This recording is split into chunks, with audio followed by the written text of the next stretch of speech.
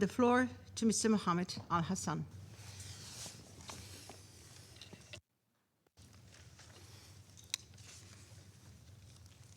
Assalamu alaikum wa rahmatullahi wa barakatuh. I'll be delivering this statement in English. Madam President, distinguished representatives of Council members, allow me to begin this briefing ahead of the conclusion of UNAMI's mandate on 31st December by thanking the members of this esteemed Council for their invaluable support and guidance over the years.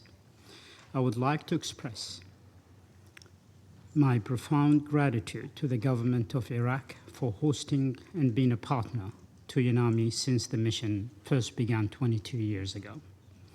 I also wish to take this opportunity to thank both Iraq and Kuwait present here today for their cooperation and support in the implementation of UNAMI's long-running mandate. Today, indeed, is a great day for the international community and the United Nations to witness an honorable and dignified closure of a UN mission.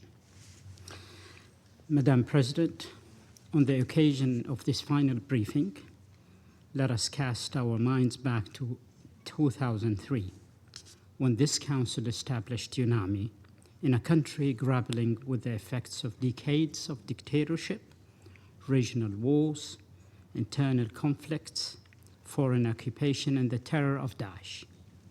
The road to peace, security, and stability was long and difficult. However, with the support of the international community, Iraq came out victorious, but with untold sacrifices.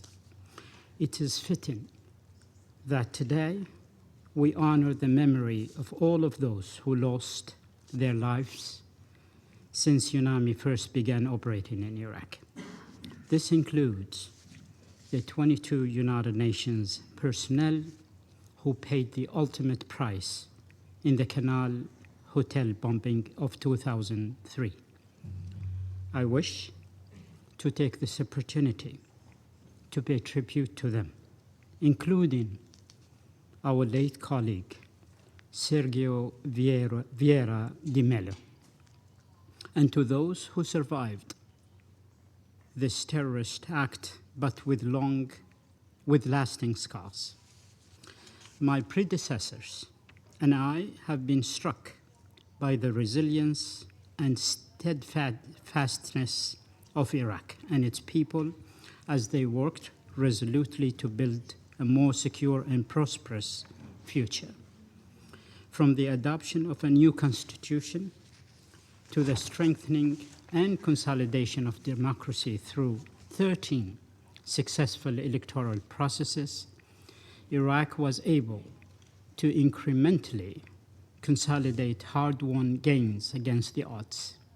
Indeed, to the credit of Iraq's people and leaders, the country has just held its 6th parliamentary election on 11th November, marked by a notable increase in turnout of registered voters, 56%, and by being one of the most free, orderly, and credible elections to be conducted in Iraq so far. I take this opportunity to congratulate the Iraqi people, including the Independent High Electoral Commission and UNAMI through its Electoral Assistance Office, for the service provided to Iraq during these elections. I can hardly think of a more fitting final chapter to UNAMI's activities than the scenes witnessed by myself and my team at polling stations across the country as Iraqis from diverse backgrounds lined up in orderly queues, eager to cast their ballot. While I express confidence that Iraq will continue to build upon this solid electoral foundation, I fervently hope that a new government will be formed without delay. I would be remiss not to note that the formation of a new Kurdistan regional government remains pending after over a year of protracted negotiations. The formation of the federal as well as the regional governments in Iraq present opportunities to strengthen the Baghdad-Erbil relationship and to address and resolve relevant outstanding issues, including on the disputed territories. The Baghdad-Erbil relationship is a crucial partnership that requires cooperation and a more open dialogue on the basis of the Iraqi constitution. Iraq certainly has overcome successive conflict on a hard-won path to stability. Nevertheless, the lasting effects of conflicts have given rise to dire and persisting humanitarian needs, with about 1 million Iraqis remaining internally displaced, and that's a big number. Their full voluntary return and reintegration is still beset by economic, social, security, and administrative challenges. Among them are over 100,000 predominantly Yazidis from Sinjar, who after 11 years still live in displacement camps under precarious conditions. Survivors who have endured untold suffering at the hands of Daesh. I note with concern that departures from displacement camps have slowed significantly in 2025. These communities require targeted interventions that bridge humanitarian support with long-term development programming, housing, livelihoods, social protection, and community reconciliation. I therefore renew my call for the adoption of a comprehensive national plan to ensure the implementation of durable solutions. I'm also deeply concerned about the attacks on Iraqi facilities and infrastructures, including the most recent one that took place against oil and gas facilities in the Kurdistan region of Iraq. This has to stop, and those responsible must be brought to justice. Madam President, Iraq showed commendable leadership in launching a concerted effort early this year to accelerate the repatriation of its nationals from northeast Syria. To date, approximately 20,800 people have returned to Iraq. No small feat by any measure. As returns continues, last one taken place just yesterday, it remains essential for adequate resources to be directed towards ensuring dignified and sustainable reintegration, including reliable access to basic services, livelihoods, and community-level support. Having met with displaced Iraqis and heard of their plight firsthand, I am heartened by the government's continued commitment, reiterated during the high-level international conference on repatriation held in New York last September, to complete the return of all Iraqi nationals from northeastern Syria by the end of this year.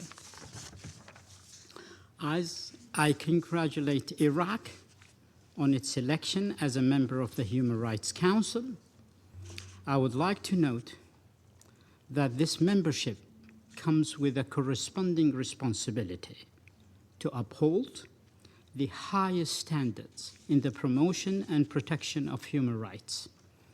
Many challenges remain in this respect, notably for ensuring full protection and fulfillment of the rights of minorities, women, and youth, and continuing to uphold freedom of expression as a cornerstone of open public dialogue in a strong democratic society. This also includes respect of the rights of girls and refraining from underage marriages. I am confident that Iraq's leaders, including religious leaders, will continue to address these issues as the country moves into a new chapter of partnership with the United Nations. Turning to matters concerning Iraq and Kuwait, we look forward to transferring the mandate on missing Kuwaiti and third country nationals and missing property, including the National Archives, from UNAMI to a senior representative as decided by this August Council. While some progress was marked a few years back, more than 300 persons, most of them Kuwaitis, remain missing, as are the National Archives. I hope that with this new senior representative mechanism in place, both Iraq and Kuwait will renew efforts to advance the closure of these files. I encourage both Iraq and Kuwait to maintain strong relations based on the principles of good neighborliness, respect for the United Nations Charter and international law, as well as the sovereignty, independence, and territorial integrity of states. The meetings held in July and September, and just a few days ago in November, by the Joint Iraqi Technical and Legal Committee to delimit the maritime boundary beyond point 162 are welcome indicators in this regard. However, they have to lead to practical and concrete results in the interest of both countries. Let me say, once again, I do not see any reason whatsoever why Iraq and Kuwait should not enjoy the best relationship. Regaining eroded trust requires concrete steps, not to repeat mistakes of the past. Madam President, dear colleagues, the start of next year opens a new chapter in Iraq's long-standing and deep-rooted partnership with the United Nations. UNAMI's departure does not mark an end to the Iraq-UN partnership. Rather, it represents the start of a new chapter rooted in Iraq's leadership of its own future. The United Nations will continue standing by Iraq to build on its hard-won gains through the provisions of technical expertise, advice, and programmatic support by the United Nations country team on matters such as inclusive economic growth, climate resilience, human rights, displacement, and the full and meaningful participation of women, youth, and minorities. In closing, Madam President, dear colleagues, distinguished members of this esteemed council, let me say that it has been a distinct pleasure serving the people of Iraq and leading UNAMI. I wish to reaffirm my full confidence in the resilience of the Iraqi people and their determination of their leaders to tackle whatever challenges which may lie ahead, as they have so commendably done over the last 20 years.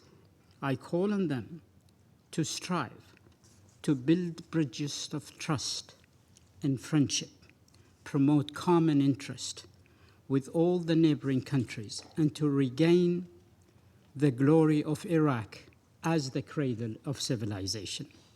I wish to thank all the staff of UNAMI who served with commitment and dedication throughout the mission's mandate and made possible its implementation.